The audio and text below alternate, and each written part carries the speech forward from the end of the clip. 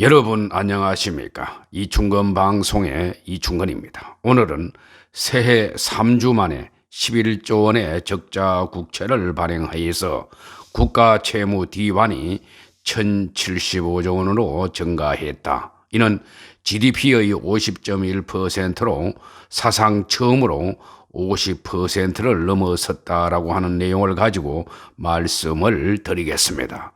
새해가 불과 3주밖에 지나지 않은 1월 21일 정부가 14조 원 규모의 추가 경정 예산안을 내놓으면서 나라 빚 증가세에 가속도가 붙었다는 우려가 나오고 있습니다. 새해 들어 3주 만에 추경을 한다는 것은 초유의 일입니다. 1951년 1월 14일 추경안을 국회에 낸 적은 있으나 당시는 한국 전쟁 도중으로 정부 운영 상황이 여러모로 현재와 달랐습니다. 이후로는 국제통화기금 IMF 외환위기 때인 1998년 2월 9일 추경을 제출한 게 시기적으로 가장 빠른 기록입니다. 정부는 이번 추경 재원을 마련하기 위해서 11조 원이 넘는 적자 국채를 또 발행할 계획입니다. 문정부 들어 추경안을 제출하는 게 10차례나 되고 있습니다. 이에 따라 국가 채무는 연말이면 1075조 원을 돌파하게 됩니다.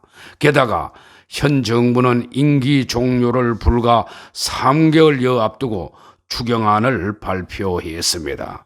거리두기 연장에 따른 자영업자와 소상공인 지원이라는 명분이 붙었지만은 여야를 불문하고 지원금 대폭 정액을 요구하는 등 선거를 노린 돈풀기 경쟁이라는 비판이 나오고 있습니다.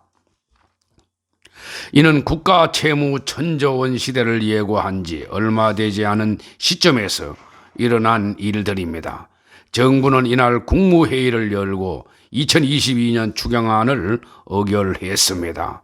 예상을 뛰어넘는 작년 초과 세수를 소상공인 지원과 방역 등에 활용하기 위한 원포인트 추경안이라고 합니다. 당초 이번 추경은 지난해 초과 세수를 국민에게 돌려준다는 취지에서 기획됐으므로 국채 발행은 없어야 했습니다. 하지만은 법률상 전년도 초과 세수는 4월 국가 결산이 끝난 이후에야 활용할 수 있어서 당장은 적자 국채를 찍어서 재원을 충당해야 합니다. 이에 따라 원래 올해 1064조 4천억 원까지 늘어날 예정이던 국가 채무 뒤환은 1075조 7천억 원으로 증가하게 됩니다. GDP 대비 국가 채무 비율 뒤환도 50.0%에서 50.1%로 증가하게 됩니다. 정부 총수입에서 총지출을 뺀 통합재정 수지는 68조 1천억 원의 적자로 적자 폭이 본 예산 대비 14조 원 크게 확대됩니다. 적자 국채 발행이 늘어난다는 것은 국채 공급 증가와 같은 뜻입니다. 이처럼 공급이 늘어나면 국채 가격은 떨어지고 금리는 올라가게 됩니다. 채권 시장에서는 이번에 발행되는 적자 국채 상당 부분이 3년물로 발행될 것으로 예상을 하고 있습니다. 이 같은 전망이 퍼지며 지난달 17일 1.760%이던 국고채 3년물 금리는 지난 1월 19일 2.067%까지 올랐습니다.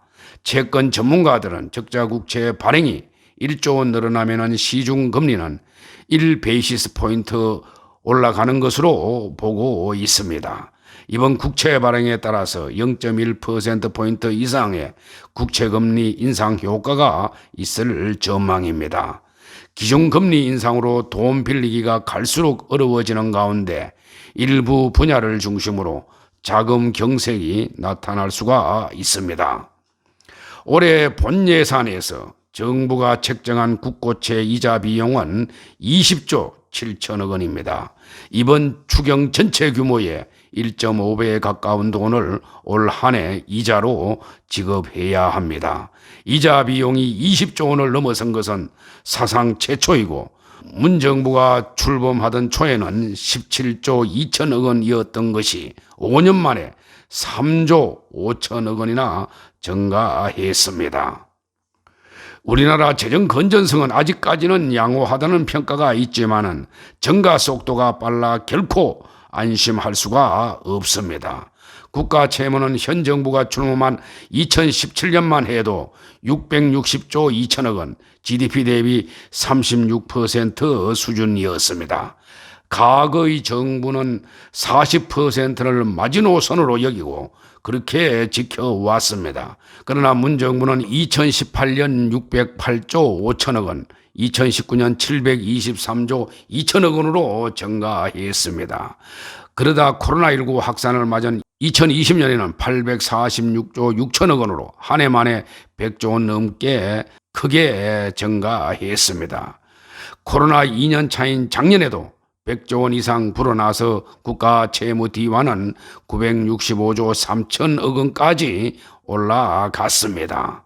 결국 정부는 올해 본 예산을 편성하면서 국가 채무가 연말 1,000조 원을 넘어설 것으로 보고 1,064조 4천억 원이라고 밝혔습니다. 문재인 정부에서만 400조 원 이상 급증한 것으로 GDP 대비 국가 채무 비율은 심리적 저항선인 50%에 정확히 다다를 것으로 예측했습니다.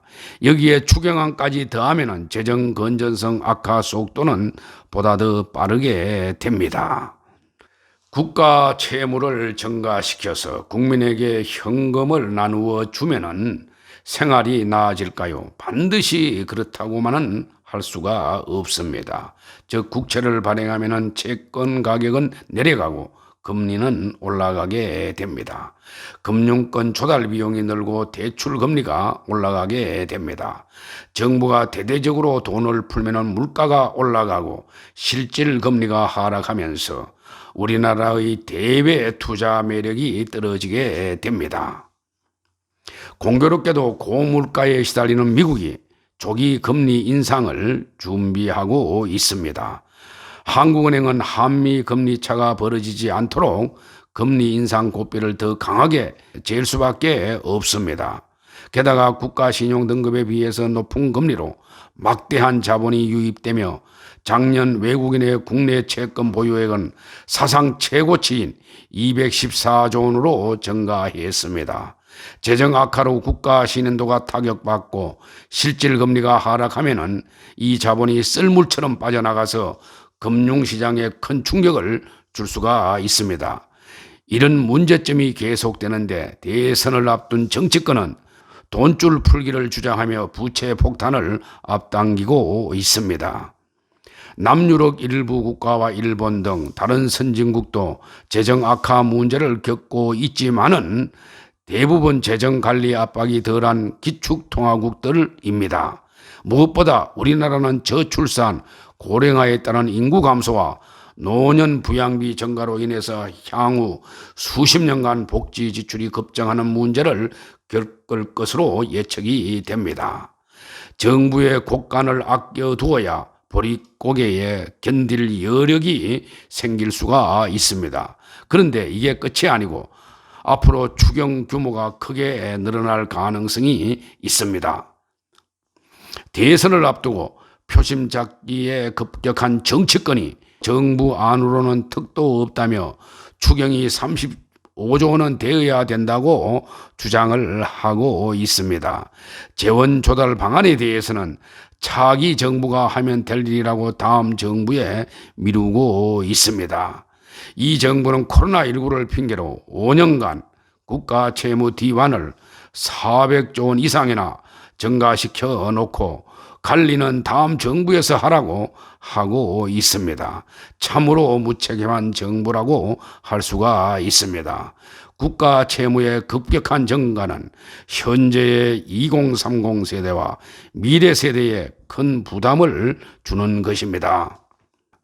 우리나라는 미국이나 일본, 캐나다, 스위스, 유로존 국가와 같은 기축통화국이 아닙니다.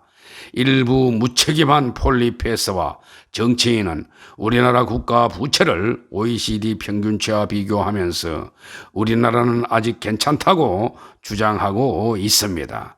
기축통화국과 비기축통화국의 국가 채무 비율 D환 목표치는 큰 차이가 있는 것입니다. 이는 앞서 제 방송에서 여러 번 방송을 했습니다.